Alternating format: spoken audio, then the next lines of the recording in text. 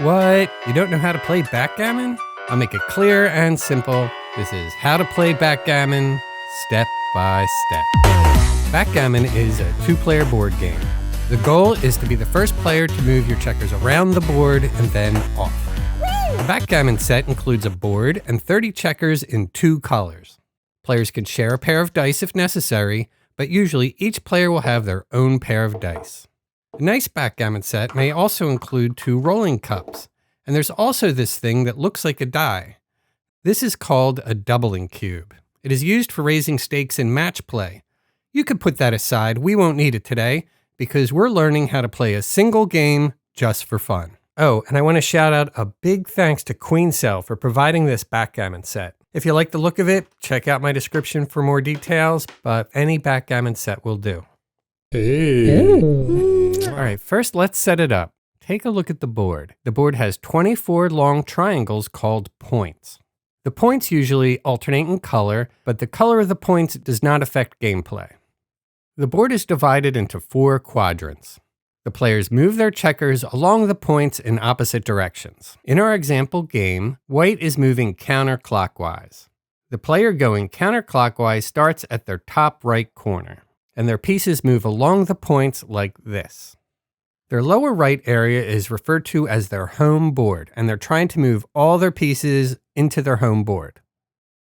All right, now let's look from the other player's point of view. In this match, brown is moving clockwise. They'll be starting at their top left, and their home board will be directly across from white's and their bottom left.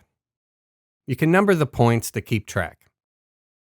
Put 2 checkers at the start of your track, and 5 at the edge of your opponent's outer track. Then put 3 checkers 1 point away from your home board, and the remaining 5 go just inside your home board.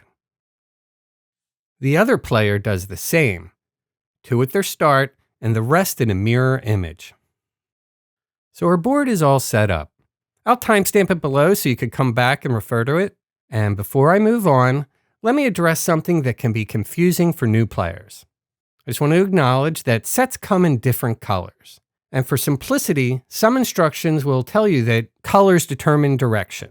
For instance, they might say every game white should move counterclockwise. But just so you know, there's no universal standard for that. So feel free to establish your own house rule about color direction, or you can mix it up. It's entirely up to you.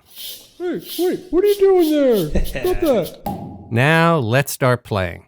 To start the game, each player will roll 1 die. If together you rolled doubles, both roll again until the roll was not doubles. Whichever player rolls higher will go first, and they will use that combined roll for their first turn. After that, each player takes turns rolling their own 2 die. Each die represents 1 move. You can only move in one direction, never back. You can move a checker the amount of points equal to the value of each die. So if we rolled a 2 and a 3, you can move 1 checker 2 points and another checker 3 points. You could also move 1 checker twice for a total of 5 points. If you land on a point with your own pieces on it, you can stack them up. And if there are 2 or more pieces on a point, the other player is not allowed to land there. When you have 2 pieces on a point, it is called an anchor. There is no limit to how many pieces you can put on a point. Moving a piece twice is considered 2 moves. So here in our example, with a roll of a 2 and a 3, the moves of 2 and 3 are blocked, so you cannot move the checker ahead 5 points. You'll have to choose a different checker to move. If you roll doubles, you get to move 4 times instead of 2. For instance, rolling double 5s allows you to make 4 moves of 5 spaces each. The beauty of this is that you can distribute these moves as you see fit. You might advance a single piece 4 times, covering a total of 20 spaces. Alternatively, you could allocate the moves among 2, 3, or 4 checkers, provided they are not blocked. All right, now for the fun stuff. A point with only 1 checker on it is called a blot. Blots are vulnerable.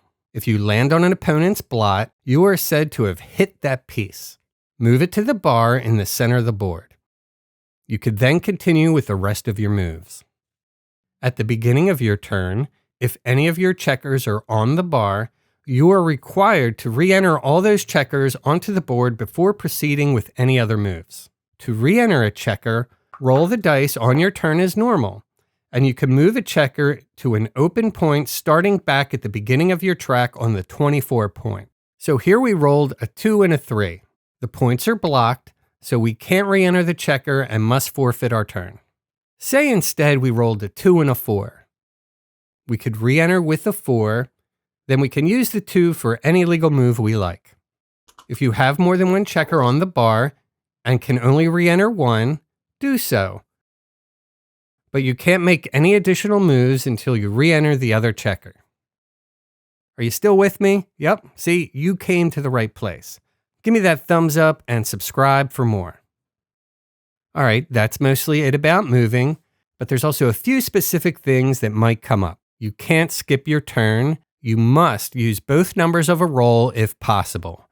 If you can only legally use one of the rolled numbers, then play that number. In a scenario where you can use either number but not both, you must use the larger one. If you roll doubles, use as many numbers as you can. If you can't use any numbers, well, then you lose your turn. Once you have moved all 15 of your checkers into your home board, you may begin moving them off the board. That's called bearing off. It's critical to keep in mind that bearing off requires all your remaining checkers to be on your home board. If you get hit, you must stop bearing off until you can re-enter that checker from the bar and move it all the way back into your home board. The easiest way to bear off a checker is to roll the exact number corresponding with its point. So on this roll of 3-5, I can remove a checker here and here. There's another way to bear off.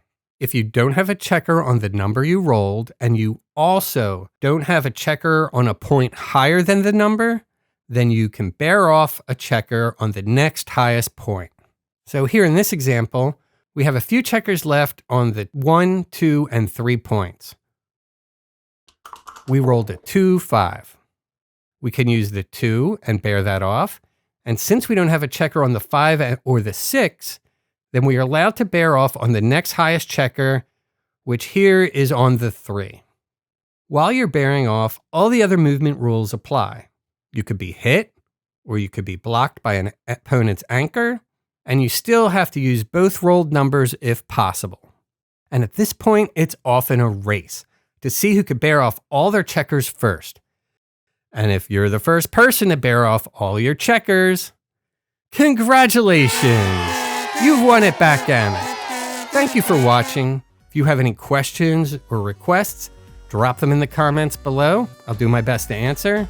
Just so you know, I have another channel called Whisk Winsome. I show off my beer can collection. You can visit me there to see. But here it's tabletop games, so remember to hit that subscribe button and the bell, because maybe next time I'll bring you your new favorite game.